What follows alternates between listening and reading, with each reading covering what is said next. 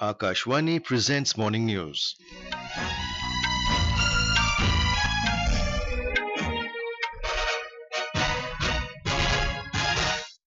Good morning, I am VC Pramod. The headlines.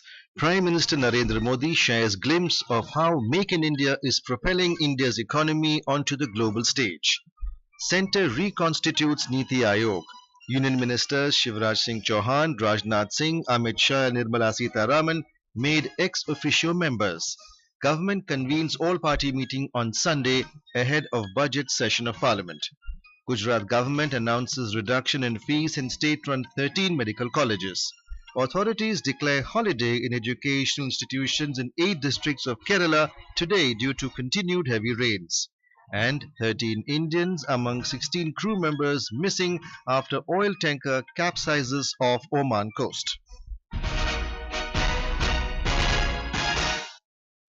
Prime Minister Narendra Modi has shared a glimpse through social media that how Make in India is propelling India's economy onto the global stage.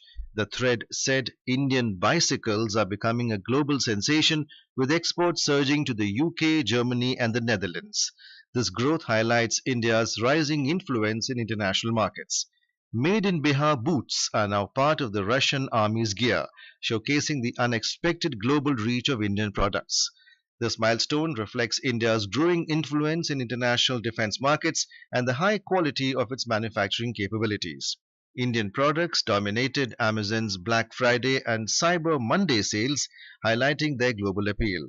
This success story showcases the international demand for made in India items and India's growing presence in global e-commerce markets.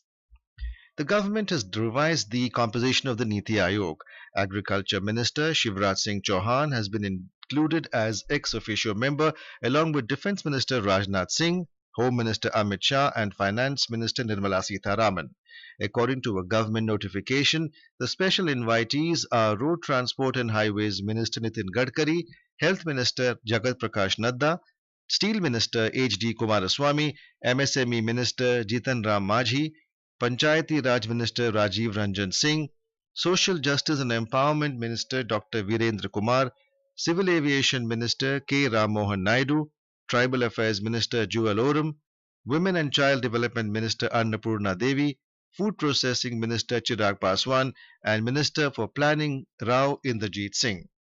Prime Minister Narendra Modi remains the chairperson of the NITI Aayog, while Suman Beri will continue to hold the vice president's post. The full-time members are V.K. Saraswat, Professor Ramesh Chand, Dr. V.K. Paul and Anand Virmani. Government has convened an all-party meeting on Sunday ahead of the budget session of Parliament.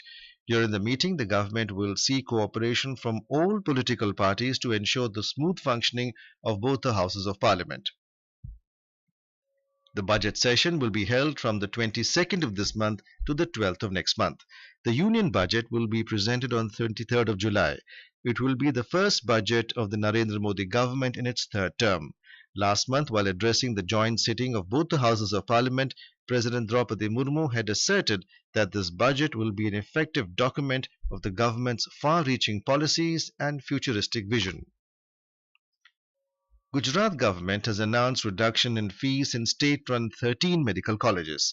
The decision was taken at a cabinet meeting held yesterday. The move comes after the protests by students and political parties over a notification issued by the state government last month for hiking fees at GMERS colleges for 2024-25.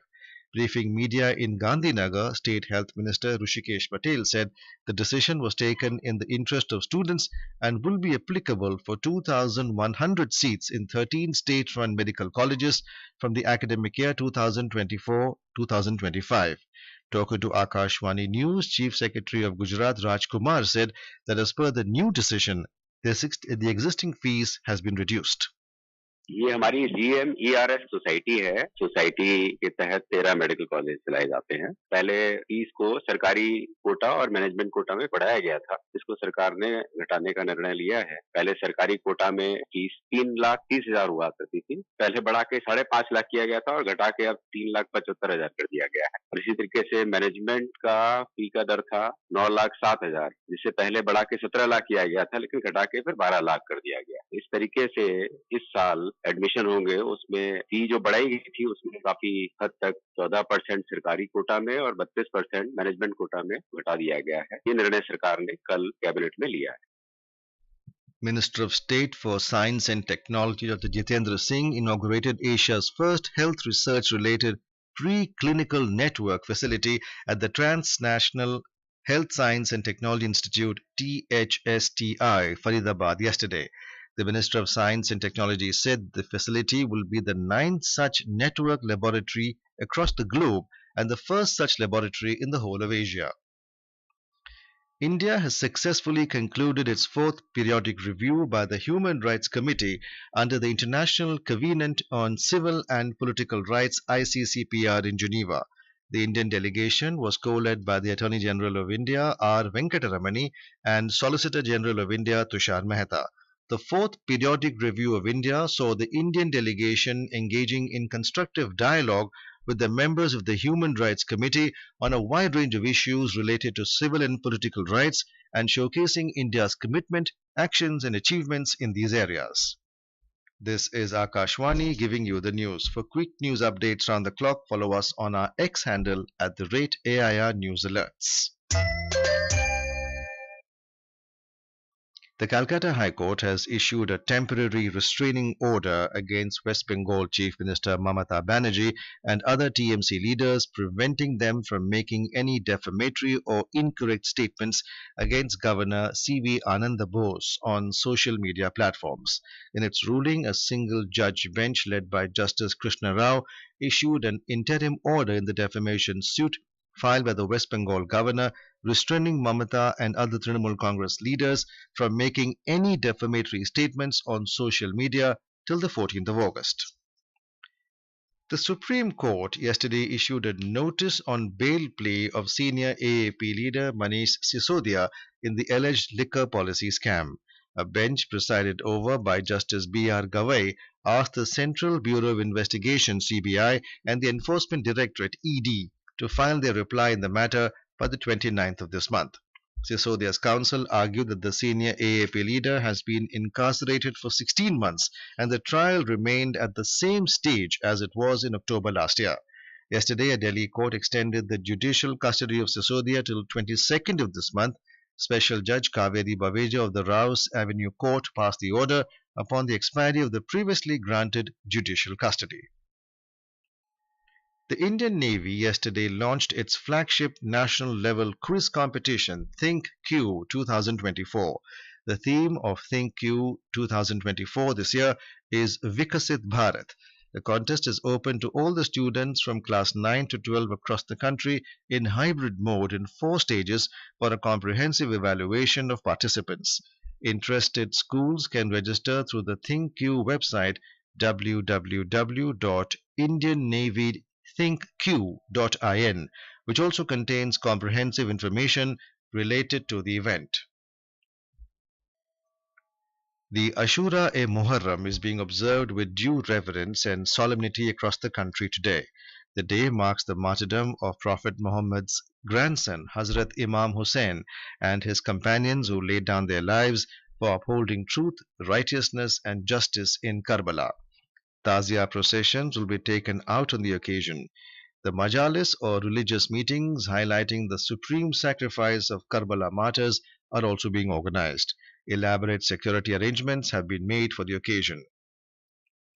In Uttar Pradesh, Muslim community will observe the Muharram today. In this regard, the administration is alert in all the districts and additional police forces have been deployed at sensitive places. More from our correspondent. Chief Minister of Uttar Pradesh Yogi Adityanath has given clear instructions that no anti-traditional activities should take place during Muharram and no one will be allowed to spread anarchy. The administration had decided the routes for Muharram procession in Lucknow, Kanpur, Meerut, Gorakhpur, Ambedkar Nagar and other districts. This time the route of Muharram procession will be monitored through cameras. Route diversion has been done at many places in Lucknow and senior officers have been put on duty along with videography at sensitive places. Om Awasthi, Akashvani News, Lucknow. The India Meteorological Department IMD has forecast extremely heavy rainfall over Konkan, Goa and Madhya Maharashtra during the next 3 days. IMD said heavy to very heavy rainfall is also likely over Gujarat, Karnataka, Chhattisgarh, Odisha, Kerala, Nagaland, Manipur, Mizoram and Tripura during the next 4 days. In Kerala, authorities have declared holiday in all educational institutions in 8 districts today due to continued heavy rains in the state. The districts where the holiday has been declared are Kannur, Kozhikode, Wayanad, Palakkad, Thrissur, Idukki, Alupura and Kottayam. However, according to the authorities, there will be no changes to the previously scheduled exams. As heavy rains continue to lash across Kerala, widespread damage is being reported mainly in north and central Kerala. High alert continues in hilly and riverside regions. Relief camps are opened in affected districts. Night travel to the hilly regions are prohibited. Tourist spots in Palakkad and Idukki districts are closed. 9 teams of the NDRF are in the state. Army, Indo-Tibetan Force and CRPF teams are also prepared for any exigencies in the state. An oil tanker's entire crew of 16, including 13 Indians, went missing after it capsized off the Oman coast. The other 3 crew members were Sri Lankans. Oman's Maritime Security Center said that the Comoros flagged oil tanker capsized 25 nautical miles southeast of Ras Madraka near the port town of Dukum. 6 people, including an Indian national, were killed in an attack on Ali bin Abi Talib Mosque in Muscat, Oman last night. The Indian embassy in Oman informed about the casualty on social media platform X and also stated that another Indian had been injured in the gun attack. The 3 unidentified gunmen were killed on the spot during the exchanged gunfire with the Omani security troops. Nearly 28 people of various nationalities, including security personnel, were injured in the attack. In Swedish Open tennis, India's Sumit Nagal defeated Swedish Elias Ymer 6-4, 6-3 in the men's singles round of 32 clash at the Bastad Tennis Stadium in Sweden yesterday. However, in the men's doubles clash, French duo Alexandre Muller and Lush van Asch defeated the Indian-Polish pair of Sumit Nagal and Karol Derveshki in straight sets, winning 6-3, 6-4. Meanwhile, Nagal has achieved a new career-high ranking of 68 in the men's singles category in the latest ATP rankings. The Indian women's cricket team landed in Colombo yesterday to take part in the Asia Cup T20 tournament, scheduled to begin from Friday in Dambulla, Sri Lanka. Harmanpreet Kaur-led Women in Blue will kick off their campaign against arch-rivals Pakistan in the opening day. In the Group A of the tournament, India, along with Pakistan, United Arab Emirates and Nepal, while the host Sri Lanka are in Group B along with Malaysia, Thailand and Bangladesh.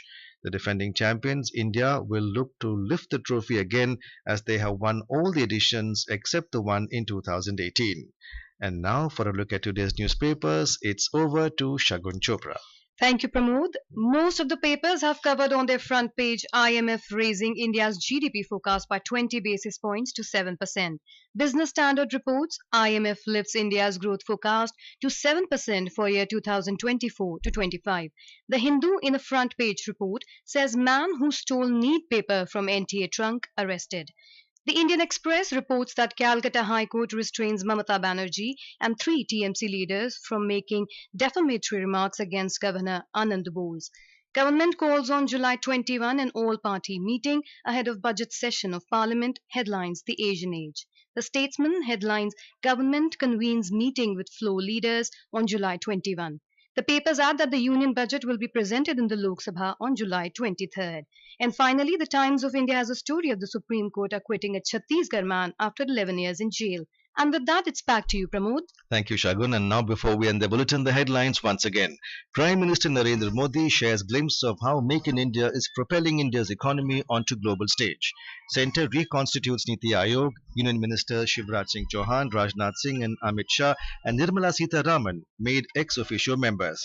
Government convenes all-party meeting on Sunday ahead of budget session of Parliament. Gujarat government announces reduction in fees and state-run 13 medical colleges. Authorities declare holiday in educational institutions in 8 districts of Kerala today due to continued heavy rains. And 13 Indians among 16 crew members missing after oil tanker capsizes off the Oman coast. And with that, we end the morning news. Have a nice day.